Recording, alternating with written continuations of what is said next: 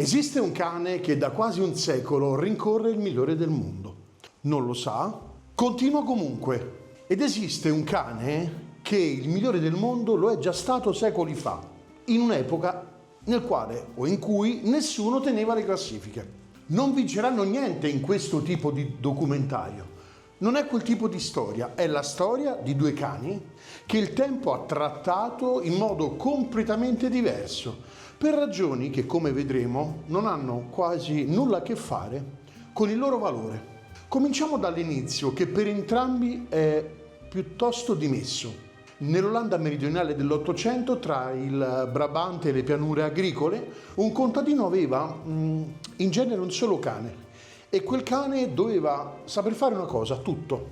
Teneva le pecore lontane dai campi, le allontanava da dove non dovevano stare, che è un ruolo diverso e più difficile di quanto in realtà sembri. Tirava il carretto del latte, faceva la guardia la notte, teneva le galline fuori dall'orto durante il giorno. Non esiste un momento fondativo. Nessun allevatore che abbia deciso a un certo punto di voler creare una razza. Il pastore olandese è semplicemente il risultato di generazioni di contadini che selezionavano senza libri genealogici il cane, o meglio, il cane più utile che avevano nella loro disponibilità. Lo standard di razza arriva solo a fine Ottocento. Il colore brindle, quel mantello screziato che oggi è il tratto più riconoscibile, diventa obbligatorio nel disciplinare solo nel 1914 e non per estetica. Serviva a distinguerlo a colpo d'occhio dal lupo, che in certe zone era ancora un problema concreto per il gregge.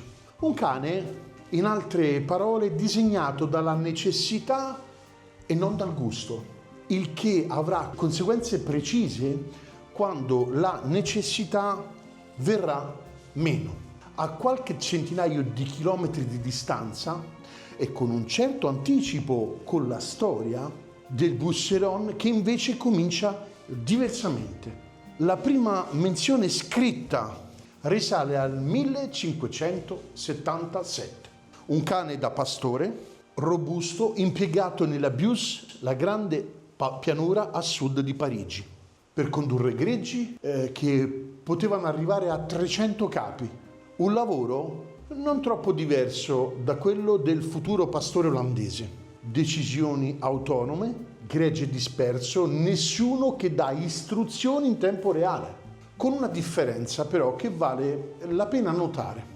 Lo stesso animale che di giorno lavorava nel fango compariva la sera nei ritratti di corte accanto a nobili e sovrani. Non è un dettaglio da poco.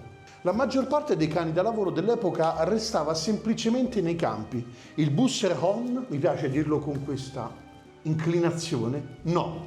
Il nome Busseron viene coniato solo nel 1800 da un veterinario di nome Pierre Menin, che lo separa formalmente, chiedo scusa per la pronuncia, dal Briard, fino allora considerati varianti della stessa razza, distinti solo per la lunghezza del pelo, e prima di quella data semplicemente lo si chiamava cane da pastore francese. I francesi, con un certo affetto, lo chiamano ancora, chiedo scusa sempre per la pronuncia, Basse Rouge, calze rosse, per le macchie che conosciamo tutti sulle zampe. La scrittrice Colette lo definì gentiluomo di campagna, una definizione che funziona su due livelli. È un cane che lavora come un contadino e si comporta come se non lo fosse mai stato. Con due partenze così diverse, uno nasce per essere dimenticato, l'altro nasce già con una riga nella storia culturale francese. Molte persone oggi non conoscono il pastore olandese, addirittura lavorando e facendo un incrocio con le diverse intelligenze artificiali con le quali lavoro abitualmente per incrociare una montagna di dati e studiare, qualcuna non lo conosceva. Il Novecento non farà sconto a nessuno dei due. L'industrializzazione agricola di inizio Novecento non uccide i cani da pastore, uccide il loro lavoro. I grandi greggi scompaiono, i terreni vengono bonificati e meccanizzati e in pochi decenni, sia in Olanda che in Francia, il mestiere per cui queste razze erano state selezionate smette semplicemente di esistere. E ricordiamo che stiamo parlando di due cani pazzeschi. Il pastore olandese attraversa questo periodo nel modo più duro. Con la seconda guerra mondiale l'allevamento in Olanda si ferma quasi del tutto. Mancano le risorse per nutrire i cani, alcuni esemplari vengono portati in Germania dalle truppe di occupazione, intere linee di sangue costruite in un secolo si estinguono nel giro di pochissimi anni. Alla fine della guerra il club di razza olandese si trova a dover ricostruire la popolazione quasi da zero. Lo fa introducendo sangue di Malinois belga, una razza cugina che oggi conosciamo molto bene, ma comunque un'altra razza. Nel 1959, per salvare la varietà a pelo ruvido, si aggiunge anche il Lakinois. Vale la pena tenerlo a mente per il prossimo capitolo. Il cane che oggi viene spesso paragonato al Malinois come modello di riferimento deve in parte proprio la sua esistenza al sangue del Malinois. Il Boucheron, nello stesso periodo, prende invece una strada diversa. Non si estingue e non ha bisogno di sangue esterno. Quando i grandi greggi spariscono in Francia, semplicemente cambia mansione. Da pastore diventa guardiano della proprietà e della famiglia. L'istinto di sorvegliare un gregge disperso su un campo aperto si trasferisce per proprietà transitiva senza troppe difficoltà alla sorveglianza di una casa. Stesso shock economico, due esiti diversi. Uno si ricostruisce con pezzi non suoi, l'altro cambia semplicemente bersaglio, restando quello che era.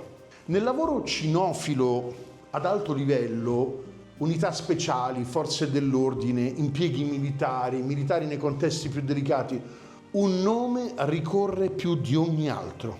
Conan il Malinois, ferito nel raid del 2019, che ha portato alla morte di Abu al-Baghdadi, ricevuto poi alla Casa Bianca. Ne è probabilmente l'esempio più noto al grande pubblico, ma è solo la punta più visibile di una realtà consolidata da decenni.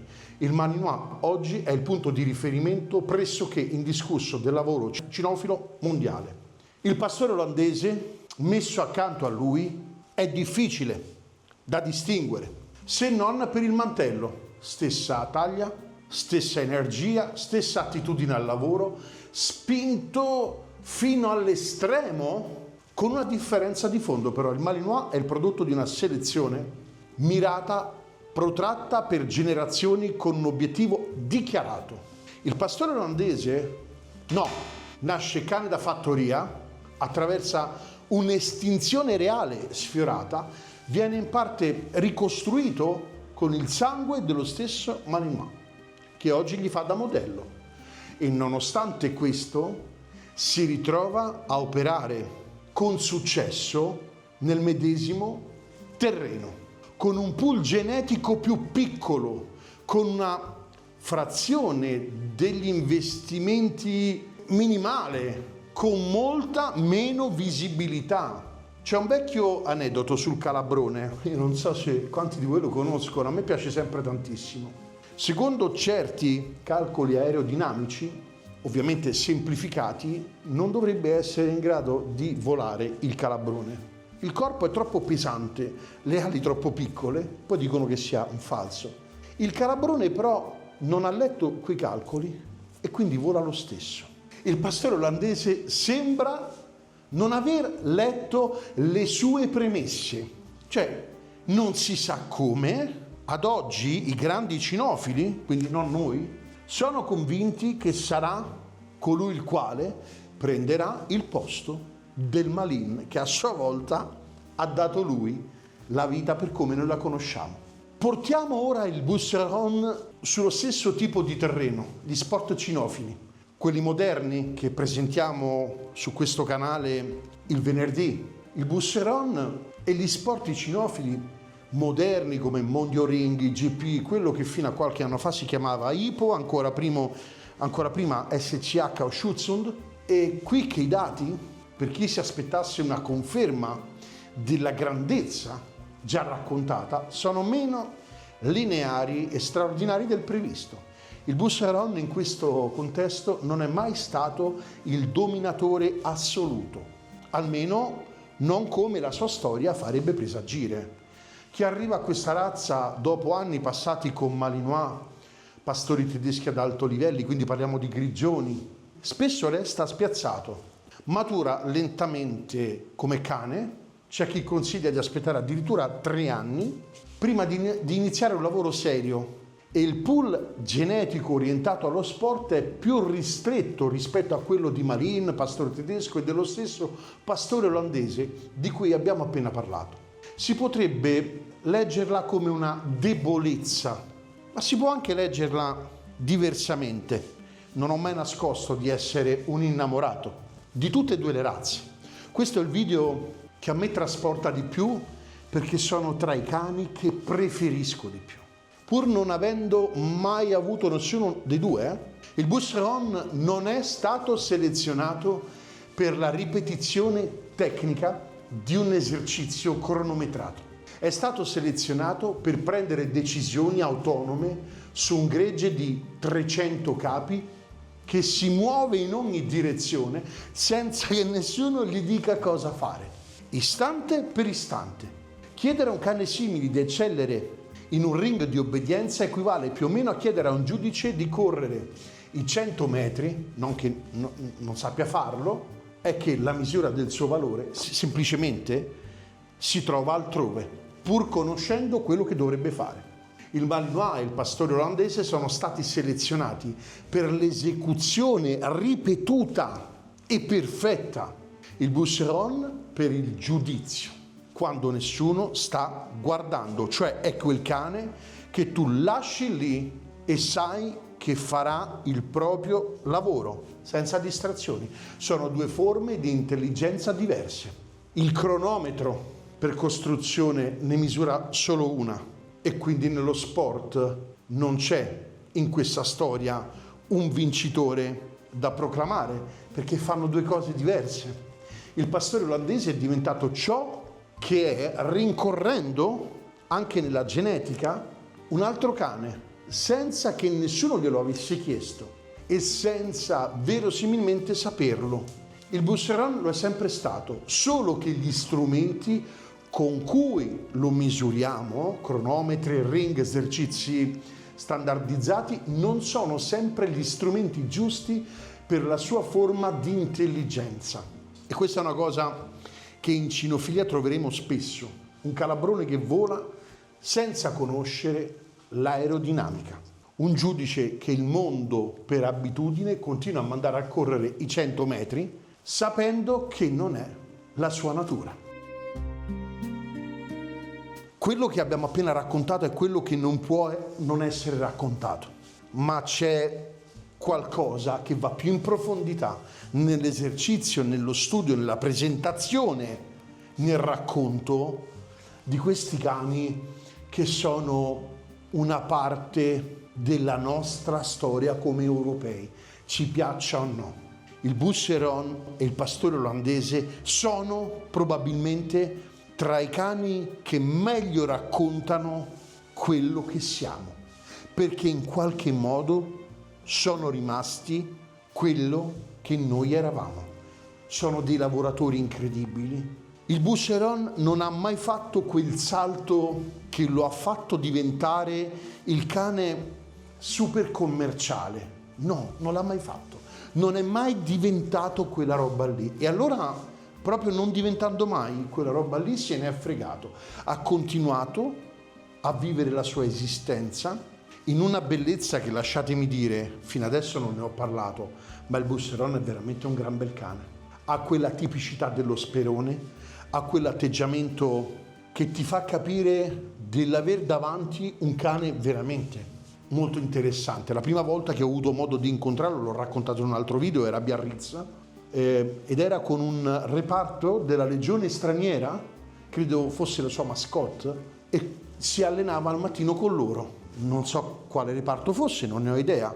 E sulla Grand Plage lo rincontrai la sera, sempre un busseron, questa volta con la polizia dell'epoca francese. Forse la mia età, forse il posto molto bello, forse il vedere un cane che in Italia era pressoché sconosciuto mi ha fatto restare abbagliato davanti a tanta tracotante bellezza. Un cane che ha una caratteristica anche sul posteriore, cioè non è quel cane che noi siamo abituati a vedere bello e tipico per forza. Ecco, è un cane atipico nella sua struttura e questo per me è bellissimo. Il pastore olandese ha una caratteristica che si mormora nel mondo della cinofilia dei cani da utilità e lavoro, che è quello che prenderà il posto del Malin. Ora si può discutere e si discute in ambito cinofilo su quale che sia il migliore dei due, ma le caratteristiche mantenute del pastore olandese fanno innamorare i puristi. Ora vorrei usare dei termini, ma andrebbero a cozzare con una divulgazione più pop, no? Che è quella che facciamo qua. Ma è un cane che resiste un po' di più a quelle caratteristiche che a volte fanno pensare che sia raggiunto un livello di nevrilità troppo alta nei Malin. Ha mantenuto le sue aspettative di cane, fatemelo dire, contadino, cane ignorante. Questo documentario io volevo chiamarlo e forse lo chiamerò ancora, quindi qualora doveste trovare questo titolo, sappiate che è stato molto in discussione fino ad oggi. Gli ignorantoni, perché queste due razze rappresentano una tipicità che in Europa non esiste. Sono quelli che non sono arrivati perché considerati non così accettabili come gli altri e quindi per assurdo hanno mantenuto quelle caratteristiche che li distinguono da tutti gli altri. Il pastore olandese e il pastore della Beauce, due cani straordinari.